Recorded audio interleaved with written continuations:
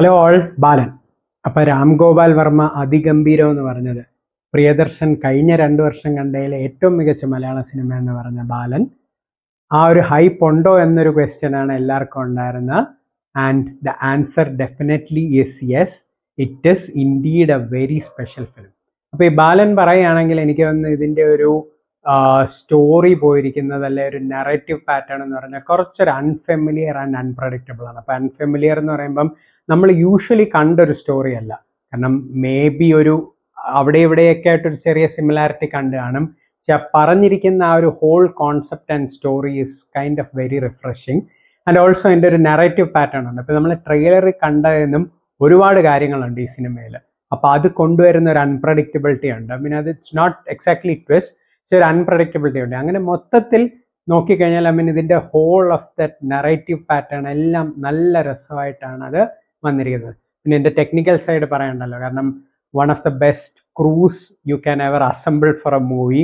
അതിപ്പോൾ എഡിറ്റിംഗ് ആണെങ്കിലും ക്യാമറ ആണെങ്കിലും, and on top of that excellent musician. കാരണം അത് ബാക്ക്ഗ്രൗണ്ട് സ്കോർ ആണെങ്കിലും ശരി, ഇടയ്ക്കിടയ്ക്ക് വരുന്ന 1-2 പാട്ടുകളാണെങ്കിലും ശരി, നല്ല കിടലുമായിട്ടാണ് വന്നിരിക്കുന്നത്. കാരണം മൊത്തത്തിൽ നോക്കിക്കഴിഞ്ഞാലും എനിക്കൊന്ന് ഒരു ടോപ്പ് 2 ഇതിൽ നിന്ന് കണ്ടുപിടിക്കണം. കാരണം ഓൾറെഡി ഒരു ഹൈ ക്വാളിറ്റി ആയിട്ടുള്ള ഫിലിമിൽ ടോപ്പ് 2 കണ്ടുപിടിക്കണമെന്നുണ്ടെങ്കിൽ ഒന്ന് ഏറ്റവും അധികം എനിക്ക് തോന്നിയത് ഒരു ഓൾഡ് ലേഡി ക്യാരക്ടറുണ്ട്. എനിക്കൊന്ന് പുള്ളിക്കാരിയുടെ പേര് ഡോളി ജൂണോ അങ്ങനെ എന്തോ ആണ്.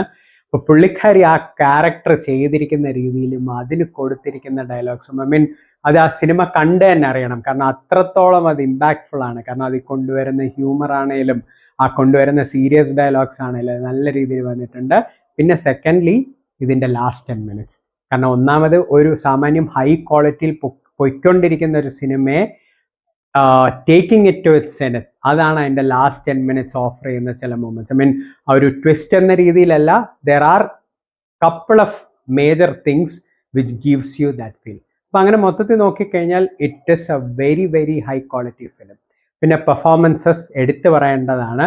കാരണം ഇതിൽ അറിയാമല്ലോ, ബാലൻ ആൻഡ് അമ്മ ഇവരാണ് അതിലെ മെയിൻ ക്യാരക്ടേഴ്സ്, അല്ലെങ്കിൽ ബാലൻ ദ ബോയ് എന്ന് വേണേൽ പറയാം. അപ്പോൾ അതിൽ ബാലൻ ദ ബോയ് ചെയ്തിരിക്കുന്നത് ആദിശേഷൻ, പിന്നെ ഒരു ഓൾഡർ വേർഷനിൽ മുഹമ്മദ് സനീൻ എന്ന് പറഞ്ഞവർ രണ്ടുപേരും അത് ചെയ്തിട്ടുണ്ട്.